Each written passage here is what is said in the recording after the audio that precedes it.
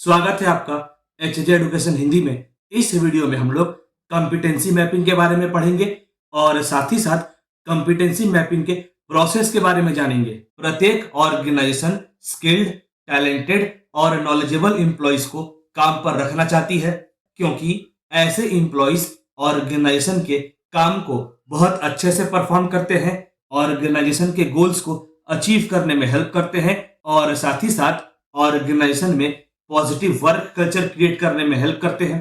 अब कौन सा एम्प्लॉय कितना टैलेंटेड है, कितना स्किलफुल है, इसे जानना जरूरी होता है ताकि ऑर्गेनाइजेशन एम्प्लॉयज को उनके टैलेंट, स्किल के अनुसार काम सौंप सके। कॉम्पिटेंसी मैपिंग वह प्रोसेस है जिसके माध्यम से एम्प्लॉय या वर्कर का काम से जुड़ा स्ट्रेंथ और वीकनेस को असेस किया जाता है। कॉम्पिटेंसी मैपिंग में यह देखा जाता है कि काम को परफॉर्म करने के लिए एम्प्लॉइज के पास स्किल कितना है। यह जानने का प्रयास किया जाता है कि क्या एम्प्लॉय अपने काम को सही से लीड कर पाएगा या नहीं, मतलब एम्प्लॉय के अंदर लीडरशिप क्वालिटी है भी कि नहीं। और साथ ही साथ ऑर्गेनाइजेशन यह भी जानने का प्रयास करती है कि एम्प्लॉइज के अंदर काम से जुड़ा डिसीजन लेने का क्षमता है कि नहीं। अगर कॉम्पिटेंसी मैपिंग सही से परफॉर्म किया जाता है तो ऑर्गेनाइजेशन को यह पता होता है कि एम्प्लॉइज के अंदर कौन सा इंप्रूवमेंट लाया जा सकता है। अच्छा, कॉम्पिटेंसी मैपिंग एम्प्लॉइज के अलावा ऑर्गेनाइजेशन का भी होता है। जब ऑर्गेनाइजेशन का कॉम्पिटेंसी मैपिंग होता है तो ऑर्गेनाइजेशन का स्ट्रेंथ और वीकनेस को देखा जाता है और यह समझने का प्रयास किया जाता है कि ऑर्गेनाइजेशन का वीकनेस क्या है और आने वाले समय में उसे कैसे इंप्रूव किया जा सकता है। अच्छा, कॉम्पिटेंसी मैपिंग में काम को, जॉब को अलग अलग टास्क और एक्टिविटीज में ब्रेक किया जाता है और फिर काम को, जॉब को सक्सेसफुली पूरा करने के लिए जरूरी टेक्निकल स्किल, बिहेवियरल स्किल आदि को पहचाना जाता है। अच्छा, कॉम्पिटेंसी मैपिंग की सहायता से एम्प्लॉय का इमोशनल एस्पेक्ट यानी भावनात्मक पक्ष भी जाना जा सकता है। अच्छा, अब सवाल यह उठता है कि ऑर्गेनाइजेशन में कॉम्पिटेंसी मैपिंग की क्या आवश्यकता होती है। कॉम्पिटेंसी मैपिंग के हेल्प से ऑर्गेनाइजेशन में एम्प्लॉय से जुड़ा स्टैंडर्ड सेट किया जा सकता है। कहने का मतलब हुआ, कॉम्पिटेंसी मैपिंग की सहायता से यह तय किया जा सकता है कि ऑर्गेनाइजेशन में एक्टिविटीज को परफॉर्म करने के लिए एम्प्लॉयज के पास कौन कौन सा स्किल होना चाहिए, कितना नॉलेज होना चाहिए, एम्प्लॉयज के पास क्या क्या एबिलिटीज होनी चाहिए।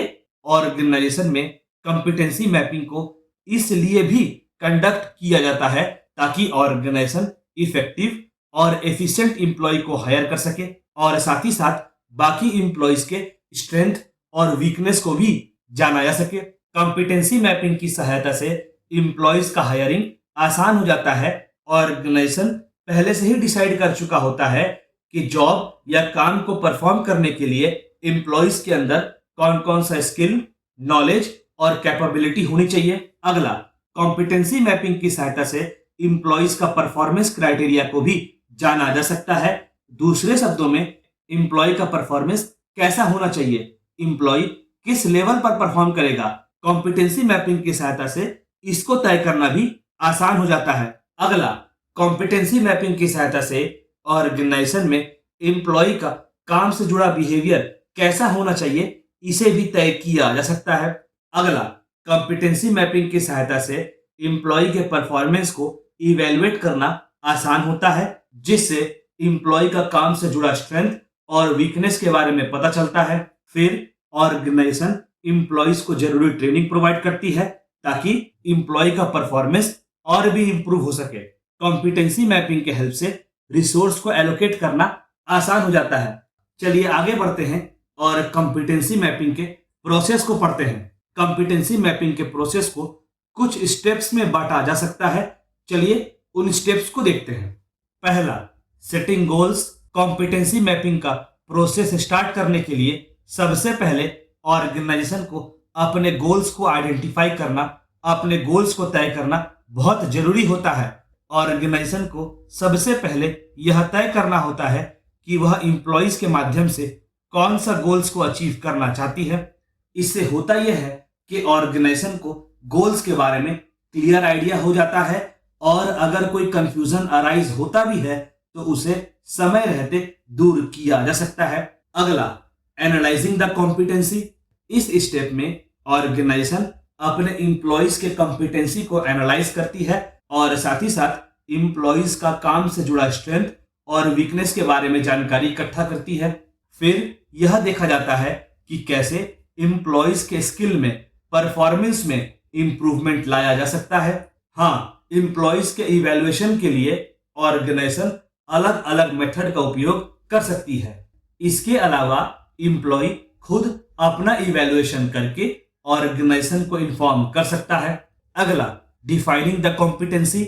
एक बार जब ऑर्गेनाइजेशन अपने गोल्स को लेकर क्लियर हो जाती है और यह समझ जाती है कि कौन सा स्किल इंप्लॉइज के पास होना चाहिए जिससे वह गोल अचीव किया जा सकता है, फिर ऑर्गेनाइजेशन जॉब या पोस्ट से जुड़ा कॉम्पिटेंसी को डिफाइन करती है और इंप्लॉइज में उन क्वालिटीज को खोजती है। कहने का मतलब हुआ, ऑर्गेनाइजेशन इंप्लॉइज को काम पर रखते समय, काम असाइन करते समय यह देखती है कि इंप्लॉइज के पास काम से जुड़ा जरूरी स्किल, नॉलेज, एक्सपीरियंस है भी कि नहीं।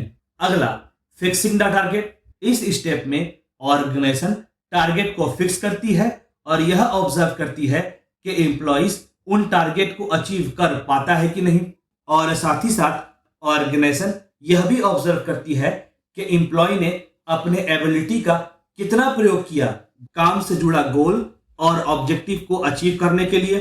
अगला, एलोकेटिंग रिसोर्सेस। हम सबको यह पता है कि किसी भी काम को परफॉर्म करने के लिए रिसोर्सेस की आवश्यकता होती है। इस स्टेप में ऑर्गेनाइजेशन इंप्लॉइज के नीड को ध्यान में रखकर उसे रिसोर्स एलोकेट करती है और जरूरत पड़ने पर ट्रेनिंग भी प्रोवाइड करती है ताकि इंप्लॉइज रिसोर्सेस को और बेहतर तरह से यूज कर सके, जिससे रिसोर्स का वेस्टेज ना हो। अगला, इवैल्यूएशन। कॉम्पिटेंसी मैपिंग परफॉर्म करने के बाद जो रिजल्ट सामने आता है उसे ऑर्गेनाइजेशन अपने इंप्लॉइज के साथ शेयर करती है। इससे होता यह है कि इंप्लॉइज को अपने परफॉर्मेंस के बारे में आइडिया हो जाता है जिससे वह फ्यूचर में अपने काम को इंप्रूव कर सकता है।